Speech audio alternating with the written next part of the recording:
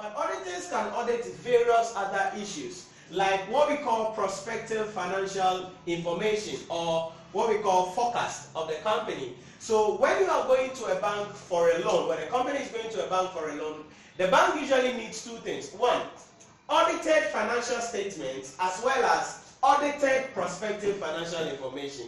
Meaning, what is your budget for the next 5 years, for the next 10 years? So this one gives us how you have done in the past, but this one tells us how you'll be doing in the future.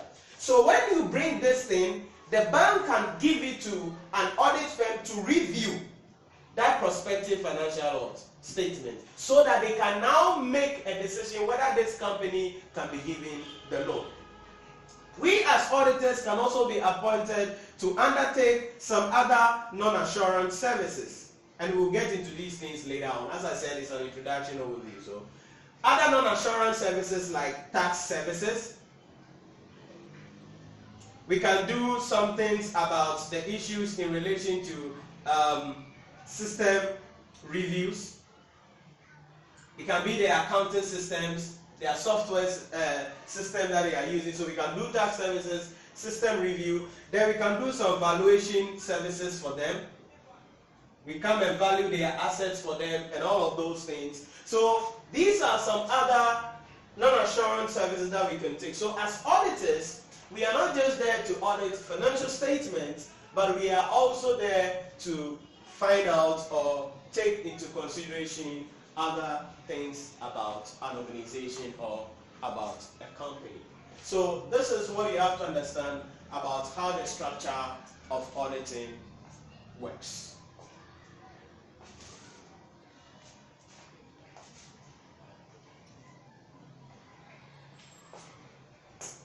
Can I go? Right. So coming back to our 5W and 1H, let's now focus on the key issues. So what is auditing? In a simple language, we define auditing as the independent examination of financial statements.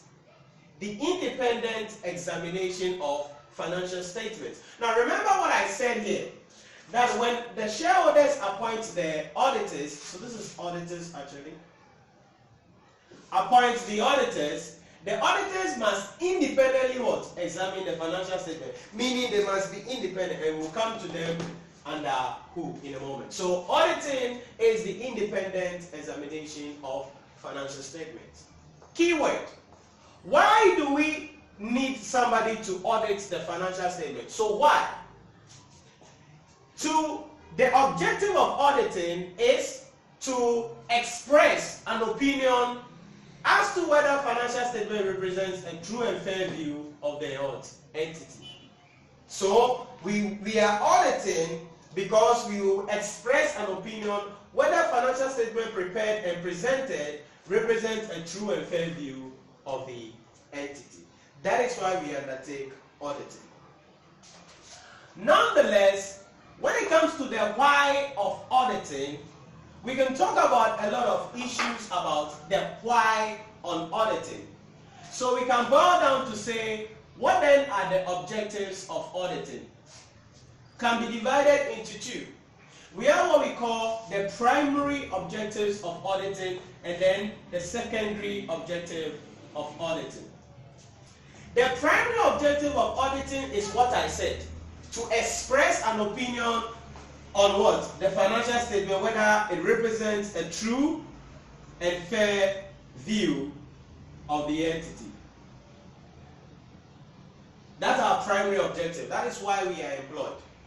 But then, in addition to looking at whether the financial statement represents a true and fair view of the entity, there are other secondary objectives that when we are doing our audits, we need to achieve that. The first thing has to do with the detection of fraud and errors. Fraud and errors. Detection of fraud and errors. So we must design our audits in such a way that if there are some fraud and errors existing, we will be able to what? Detect those fraud and errors. But let me state here clearly that It is the management's responsibility to put in place internal control system that will detect, prevent, and correct fraud and errors, which is called the risk of material misstatement. We will get into that later on. So it is the responsibility of management to put in place the system that will be able to detect, that will be able to prevent, that will be able to what? Correct fraud and errors. We as auditors, it is not our duty to detect it. It's not our duty to prevent it. It's not our duty to correct it. However, even though it's not our duty to detect, to prevent, and to correct, we must design our audit in such a way that we will be able to detect some if they exist. So that is a secondary objective of our auditors. Then another objective of auditors, when they are auditing, aside representing true and fair, is to determine the going concern status of the company.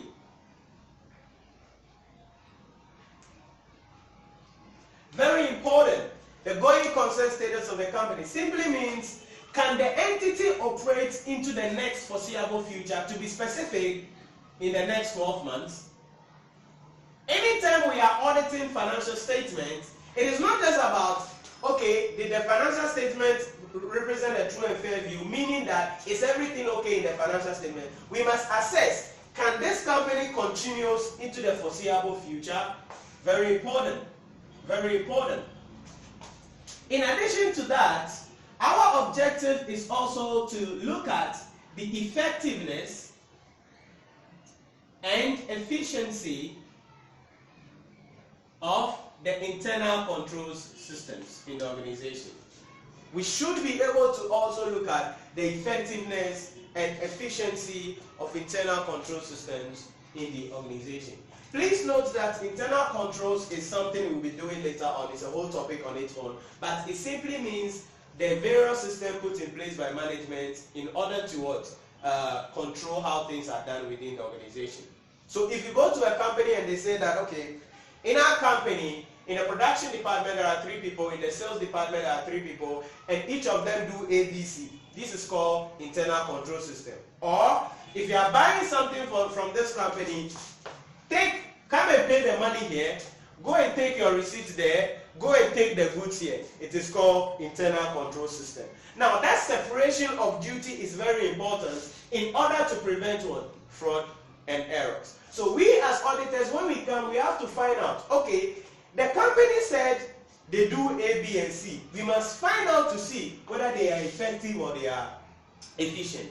Because if they are not effective, they are not efficient, then the financial statement we are auditing may contain a lot of what? Frauds and errors. So we have to detect errors, we have to determine the going concern status of the company, we have to look at the effectiveness and efficiency of the organization. But this is what happens. You see, you realize that this is not our main objective, detection of fraud and errors. Our main objective is to find out whether the financial statement represents a true and fair view. So there is always a difference between what stakeholders expect the auditor's role to be and what the auditor's role actually is. So the difference between the view of the auditor's role from the perspective of the stakeholders and the auditor's role from the perspective of generally accepted auditing standards is what we refer to as the expectation gap. Have you heard that before? No.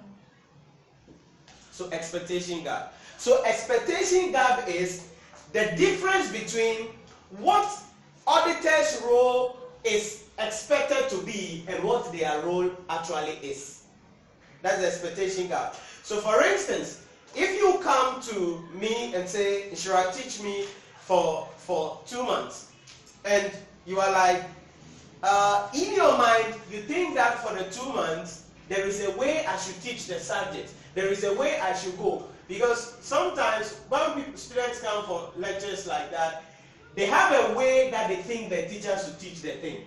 So the difference between how the teacher is actually teaching and how you think the teacher should teach is what we refer to as what? the expectation gap.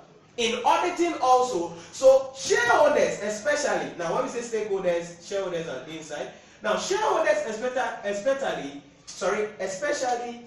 are expecting that at the end of the audit, the auditor will come and say, shareholders, muntie, sika amkrofo di wo business in do so pa. So they are expecting to hear something like that so that they can confirm, yes, that is why the board chairman now has built a new house. That's why the daughter is now in Dubai. But then, they are surprised. When the auditor comes, he presents them the auditor's report and says everything is okay. Then they're like, hey, with the engine. But that is what leads to what we call what? The expectation gap. But the big question is this. If this is the expectation gap, how can the auditor close the gap? What do you think the auditor can do to close the gap? What do you think, in your opinion? As you process that, let me give you a scenario. Now, in the banking sector, many of the banks that got collapsed or that got overtaken, people are asking, didn't their auditors see those things that Bank of Ghana said they were having challenges with? So in a way, right now in Ghana, the audit profession, people are not giving it the respect that it is supposed to be. Instead, the question is, going forward, people expect that the auditor should be able to see those errors, see those mistakes, and tell the public about it or tell the regulatory bodies about it. Until right now, that gap is very big. So how can the auditor or the audit firm or the audit profession close the expectation gap? What do you think? By doing what the stakeholders want. By doing what the stakeholders want. Wow. Okay, so what do the stakeholders want? For instance, detection of fraud. Yeah. They want us to detect frauds. Yeah. So we must make sure that we detect fraud. So the way we put that point is that one way to close the gap is that the auditor must design the audit in such a way that he will be able to detect as much as possible fraud and errors if they exist. Are you getting the idea? So it means that when we are designing our audits, when we are planning our audits, we plan in such a way that we'll be able to detect fraud and errors if they exist. What else do you think we can do? To educate the stakeholders on the duty of the audit. Correct. So we need to educate the stakeholders on the role of the auditor. What the auditor's role actually is. We need to educate them. What else can we talk about? Do you think the Institute of Chartered Accountant has to do something to close this gap? Because this gap, they are responsible. They are part of the responsible bodies for it. Redefining their roles. Redefining whose roles? The auditor's role. Now, okay, so the CA can come in to read. Now, when you say redefine, what do you mean? Redesign, rather. Redefine their role. Yeah, we can redefine their role. Maybe the auditors don't know the intensity of what they are doing. So we must inform them about, this is your role. This is how you have to report. This is how you have to undertake your audit. Then also the CA must issue some sanctions, okay, on various auditors and audit firms who are involved in some of these issues. So that now people will know that, okay, this is what auditors are supposed to do and this is what they were doing. And that will close the gap. Because you see, like the banks that collapsed, we heard, and I'm saying this on record, we heard that the CA came on to write a letter. They will issue a press release that they are looking into the various banks and the various things, and they will come out later on to come and take appropriate actions. As of today, I don't know the action they have taken. But we know that various auditors and various audit firms were involved in the collapse of these banks and these financial institutions. So the question is, if the CA doesn't rise up and then issue some sanctions, issue some penalties, because the CA is the regulatory body for accountancy in the country. So as a regulatory body, it must come in and issue us those sanctions, so that that one will now become a deterrent for the rest of the auditors, for the rest of the audit firms, so that they will design and plan their audit in such a way that they will be able to what? Carry out the work as it is supposed to be carried.